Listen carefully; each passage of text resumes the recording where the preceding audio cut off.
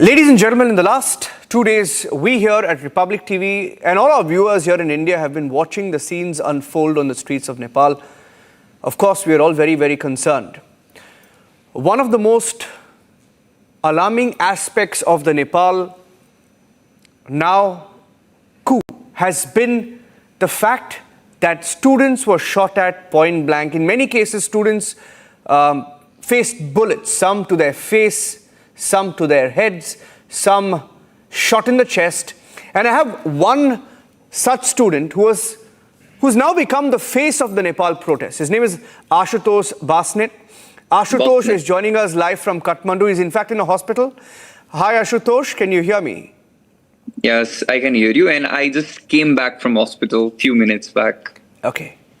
Where were you, Ashutosh, when you got shot? Because we saw that video, we saw a speech of you, and then there's also a video on your social media where you are walking with a blood-soaked shirt and there is a bullet mark near your eye, in your chest. Where were you then when you were shot?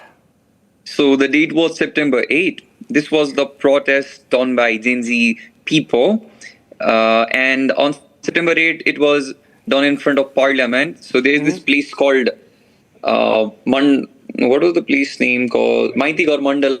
And we were walking from there. The protest was going pretty peaceful. And once we reached to the Parliament, violence started happening and police hit us with bullet. So yeah, So at that point, I got hit. you were near the Parliament when you got hit? Yeah, I was on the opposite side of the Parliament on the street, and I got hit there. Okay. Now, how many people were with you? Because we saw the pictures, I mean, by the way, of all the students entering the Parliament, storming the Parliament, and then, of course, we know what happened next. The Parliament was completely destroyed, was set ablaze. But how many students were there, according to you? I mean, what you saw in front of you? So there was this whole street filled with students. And exactly at that spot, I would say plenty of thousands. It should be more than 20-30,000 students at that premises. At that premises only. If we just count whole, it was lakhs for sure. Yeah. Ashutosh, for how many weeks or months has this been brewing? How did it happen to you? Was it spontaneous? Or was this sort of, was there a plan to go out there and protest on the 8th? So it was like this. So this was not the... there were a lot of reasons. At first, like, corruption is going on in Nepal for years and years. So it just accumulated over the years, and it was just one of those moments where it just outburst. So what happened in recent past few months was, Nepalese people are always offended by corruption and stuff, but there was this new trend. Like, we started exposing people. And there was this new trend. I guess it was it was influenced from Indonesia, that exposing Nepo kids, like, okay, politicians are earning black money and their children are enjoying all the perks of it. So what we did the same thing. We exposed the Nepo kids, we exposed politician kids, and that thing started to grow a lot. And it was decided, it was not decided by a single person, but it was decided by a whole mass. We are Gen Z, so we decided it. Yeah. We will be doing this protest on September 8th. And yeah, it happened. And I went alone. Like, I'm not a Kathmandu native guy. I'm from a place called Itari. It's another city of Nepal. Yeah. I came here. I'm a student currently in this place. So I just went there to do independent journalism for myself. I made videos around, okay, what's going on. And while making videos, I was not even doing those violent things. I was just making videos. And while making videos, some guy thought, okay, let's shoot this guy. And I got shot. Okay. That's the whole story. So, you told me a fantastic story. You said that you were inspired by what was happening in Indonesia. You spoke about how you wanted to expose the corruption and show the stark contrast between the Nepo kids, the rich kids, right? How many, you said we, and when you say we, was a group of students working on this for a long time? No. It's like I went there alone. It was a trend. Yeah. Nepo kids as in politician kids. Yes. Because they're having all the perks that a normal Nepalese citizen don't have. And with our parents' taxpayers' money. I haven't paid tax, but my parents have, my family members have. In past, like, they paid every single year, basically. Every single month, to be more precise. Yeah. But nobody's getting any perks of it. They are working their ass off for this, and politician case, they are just having their lavish lifestyle. So it was this, and another thing, this all thing accumulated, and social media ban ignited the fuel for this thing. Are you getting my point? Like Yeah, so this it's thing just, it was like, okay, a now whole lot it's of too issues. much. So A whole lot of issues. You're saying whole lot of issues. It was started with corruption, yeah, and then the social main media, agenda is corruption. and social media was just the trigger.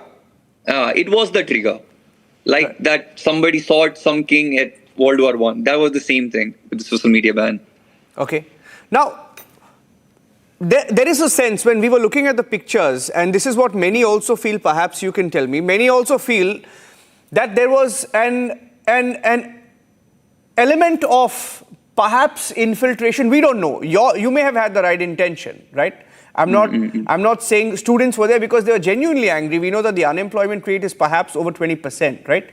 But do you feel the way it turned out, did some people take advantage?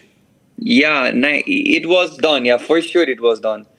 We got infiltrated by, I would say the right word would be criminals, for Okay. sure, without a doubt. Because after doing things we did, still people sent somebody, I just want to quote them as criminals, to do violent things that they were not supposed to do.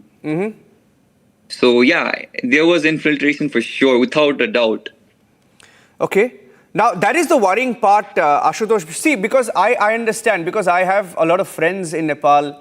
I grew up with a lot of classmates of mine who are from Kathmandu and different parts of Nepal. And I have a fair idea of how frustrated people have been over the years, right? Now, can you tell me, were there, I mean, I want to know from you, because a lot of people in India don't know how this was building up. If this is a recent phenomena, or if this is something that's been building up over many years, right? You know, it started beginning the day we became a democracy, for sure. Because those XYZ politicians, I don't want to name the names, but everyone know if you are from Nepal, though they were ruling for like, I mean, how many? I was born in 2063, it's 2006, and 2016 and 2000. So it's, let's say 20 years time. They promised so many things. We're gonna make Nepal Asia's biggest economy and stuff, this and that. I was not there. I was not even born when they gave this sort of things. And what I saw was a failed promise. So yeah, it was just a product of this. And our generation was so goddamn furious that no, we can't take this. It's too much. So yeah, it was just that thing in this sort of manner. Yeah. Now, see, you termed it as a Gen Z protest, right? Yeah. Were there a few groups that started this, or was it a few groups, or was it, how was it coordinated? So, okay, so this happened. It started as a moment. Everybody started spamming on internet. Let's do this protest on September 8, September 8, September 8. This started as a random thing. You get it? It's like one of the trends on internet that happens. Okay. And I'm also not sure who was the mastermind behind this. I'm literally doing my own research for this, but somebody did it for sure. And there are some groups who take the credit for this, but like actually people I don't know exactly who started this, but I know what happened afterwards. It started and people started saying, okay, let's be there, let's be at Maitigar Mandala and let's make this group and let's go together. There were some influencers, they did it. I don't know their names, by the way, but I also watched their videos and I went independently. I just went there alone. But yeah, there were people in groups. They tried to do it. And somebody tried to see that, okay, at this point, at this spot, at this time, let's be there. And there were a few people like this. And they did it. So we went like this. And I also was like, okay, if this time I will be there on my own. I had no any sort of Now, what time barrier. That's exactly what I felt as a journalist in India when I was watching the pictures. I felt, how could lakhs of people, and it was lakhs of people. For example, there's a drone shot. Yeah. There's a drone shot of all the students lined up on a road, right? There are. It's not thousands. It could be more than a lakh. I have seen that drone shot and it's incomplete because it's just one street. Right. Exactly. And it's just one street, and there were multiple streets like that street. So yeah, it was incomplete footage. But yeah, if you have seen just one street, right, there were multiple streets like that in multiple places of the country. So And they were more than lakhs for sure. Exactly. So my point, and one question that came to my mind was, how did so many people gather at one place at a particular time? So obviously, from what I've understood from what you've said, there were people asking for students to gather in different places, correct? No. It was like the place was fixed, the time was fixed, but the person behind it or the mastermind behind it, I'm also unknown who did it. But there are few conspiracy theories. I don't want to go on them, but yeah, there are a few conspiracy theories like who might have done this. Let me ask you a question. I'm asking you as a youth. I'm part of. I consider myself a part of the youth in India, and I'm asking you. Yeah, for sure. Do you feel that the frustration, the anger of the youth, the passion of the youth, and everything that you passionately felt for has been somewhere been taken advantage of, given only the kind of rioting, arson that we have seen in Nepal, like to burn down your parliament? I understand there is anger, right? But to burn down parliament, burn down homes, burn down hotels, like many properties which are not even linked. Do you feel that maybe somewhere that's been taken advantage of? So you used that one word called infiltration, right? Yeah. So exactly that happened. Because Gen Zs were never supposed to do that. It was ignited by people who were not supposed to be there. And okay, parliament burning, it's like a very big deal. And burning is not even the solution, right? And there are a lot of people who even, there is this place called Singadorwar. It has a lot of historical significance. Yeah. And somehow it also got burned, like it did. And Gen Zs were not the ones to do it. They were criminals, basically. And in literally a building side by my house, thank God it was so good building.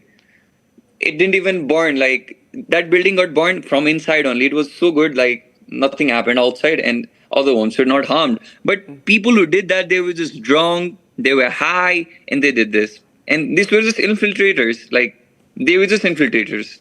I've seen a video of youth holding guns outside the parliament. There is a video, I'm sure you've seen that video as well, of youth holding rifles outside the parliament. There are videos of them holding rifles in different parts of Kathmandu. When you look at, you've seen that video, right? I mean, they're holding rifles. Now, are these rifles that they snatch from the police? Yeah, they are the rifles they snatched. Like they didn't independently had it. They were like, when they were protesting, somewhere it got dropped. And they carried, and they were just like, they didn't even have the bullets for this, by the way. Okay. So you're saying they were empty, they were just dummies and they didn't have bullets in them? No, they were not dummies. They took it from police. They took it from the police? Like, when the protests got violence, police also ran away, right? And it was dropped, and they took it. Okay. Now, I want to ask you, because yesterday we saw that, and a lot of people are writing about this. I wanted to get your view on this. I don't know whether you know about it, but it'll be interesting to get your view. See, I've seen some passionate speeches from Nepal. There is this very viral speech. Of course, your speech has gone viral, of you speaking in a square after you were hit. And there is another video that came in, I don't know whether it was earlier this year or last year, of a school student, I don't know his name, but a very, very passionate speech that he gives about how you need to save Nepal and how Nepal was originally, ideated, what it was supposed to be and how it's turned out to be. But my question to you was, when I look at those pictures and I look at how things have actually turned out, you had the right intention, but the way it's turned out, some people are writing about a possible, you spoke about infiltration, I asked you about infiltration, everybody feels there was an element of infiltration. But there is also specific details of, for example, I have some data that I pulled out yesterday, right? And I'll read out this data to you because we're having a candid conversation, we can talk about it. This is what I found out. For example, America has a fund called US Aid, right? Now, this US Aid does a lot of funding in different countries. Now, I was surprised and shocked to know that US Aid pumped in $600 million into Nepal in the year 2023, right? And they funded some groups, like, for example, the Hami Nepal group. I don't know whether you're associated with Hami Nepal, but Hami Nepal was associated with groups, advocacy groups that got funding from US Aid, right? There is a feeling that there was perhaps that hidden hand, right? That wanted, of course, you were angry with the corrupt politicians, that's completely justified. But there were other forces also at play. I wanted to get your view on that. So I don't know much about Hami Nepal, and I haven't done my research based on this. As I was in hospital, I'm like a geek on this sort of things. I really want to go deep down into this sort of things. But from my side, I haven't done research about this, so I don't guess I'll be able to say much about this. But it felt like some sort of uneasiness for sure. But I don't know the exact thing. Yeah. No, I get what you're saying. I know you're feeling the same, perhaps, right? That there was some sort of a hidden hand. But yeah, but I saw when you were speaking, a lot of people were around you. How old are you now? 19? Yeah, I'm 19. Yeah, and most of the people there were below 25, below 28, right? That's the age limit you guys set. Yeah, but yeah, they were basically my age, just 3-4 years older or 2-3 years younger. Yeah. What's the number of people who have been killed officially now? Okay, I know of September 8. It was 19, the official number. Huh.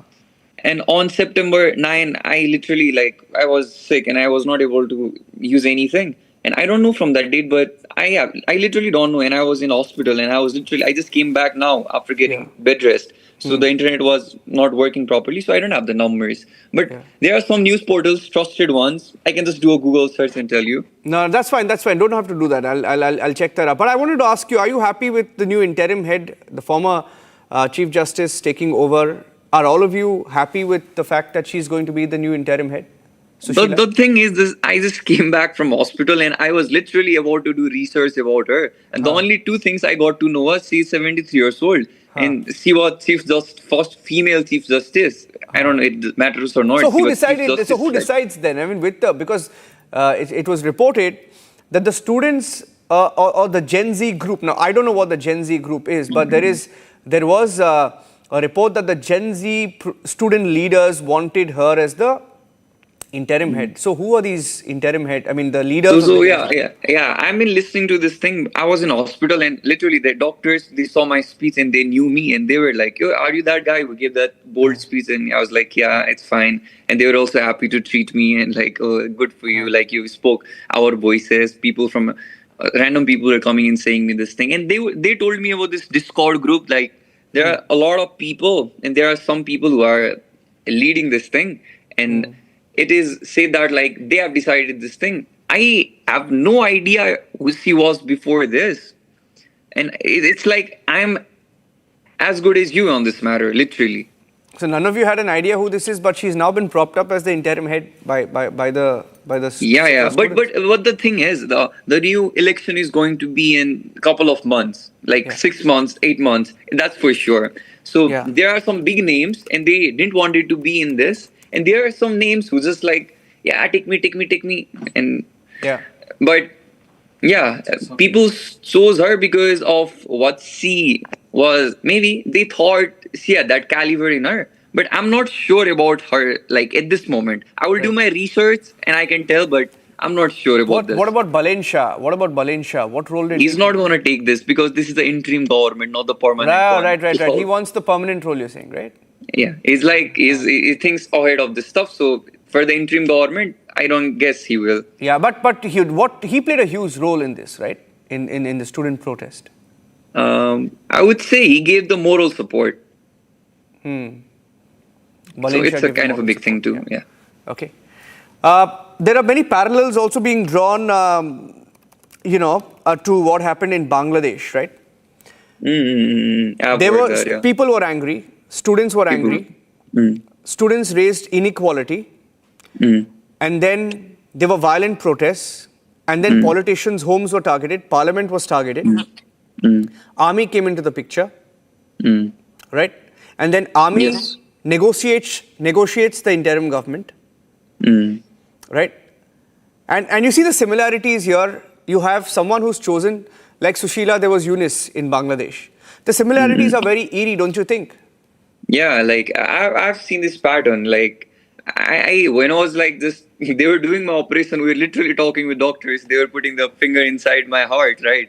And not heart, like in this part of my chest. And I literally was talking about this with them. Like there is literally a lot of similarities. But yeah, it can be what you said earlier, but Yes. I like without any proof and without any verdict, I don't guess I'll be able to say this. But yeah, the thing looked pretty similar. Without a doubt, it did. So you're also beginning to think that there could be a pattern like that, right? Yeah, it could be it could be it could be for sure. Yeah. Is that what others are also saying? I don't think people are so critical about it. I just happen to be one of the geeks, so yeah, I am. The general mass, I don't think they care. Okay. Interesting. And how are you doing? I mean, there was a bullet wound to your chest as well. I saw that. I saw the video. Yeah, it's right here, Right. there. Okay. And there was a bullet in there, or was it a rubber bullet, right? Yeah, it's like this happened to me. Like I was very lucky guy Huh. that I got hit by a rubber bullet. Right. Because one of my brother, like when I used to be in class 10, he was at class 8. His name is Shreyans, and in front of me, he got hit by a metal bullet. In front of me, like it's like I don't even know how to put this in words, but it was so I don't know what to say. Like it was so I You just lost felt him? numb. You And lost when I him? was looking at him, and after a few seconds, I got hurt. You I got lost hit him? by the bullet. How and is it he? hit in my eyes, literally. My goggles shattered. And that bullet just pierced into my skin, and the fragments were all over like this part of my. Yeah. And I didn't even realize that I got hit on chest at that moment, because I was just opening my phone and I was seeing, oh, I thought I became Nick Fury for a while, if you know who Nick Fury Yeah. is. And I just checked my eyes, and I was so happy that my eyes was hurt. I was just taking my tongue out. And when I came inside ambulance, I got realized that I got hit simultaneously. Like, for some reason, I got hit on my eyes and on my chest at the same time. I didn't feel the pain because of this adrenaline rush for like few hours and stuff, because they also gave me painkillers at a very short time. And I just went to give that speech after that. But yeah, I felt that. Are you sure it was the police which opened fire? I know they opened fire in many cases. But there is also a view that maybe the police did not open fire in many cases. No. Without a doubt, they did. Without a doubt, they did. They Because did. even the CDO who they gave Right. that permission, he resigned. So yeah, Right. they did. They They did. did without a doubt. Okay. Okay. You have a word for this. Okay. I just wish you well, and I hope you recover well. And we all hope that Nepal has stability going ahead. Ashutosh, I thank you for speaking to me, and Okay. thank you for speaking to Republic TV. All the best. Stay safe, stay healthy, Okay. and we hope that the fate of Nepal changes going forward. Yeah, I also think the same.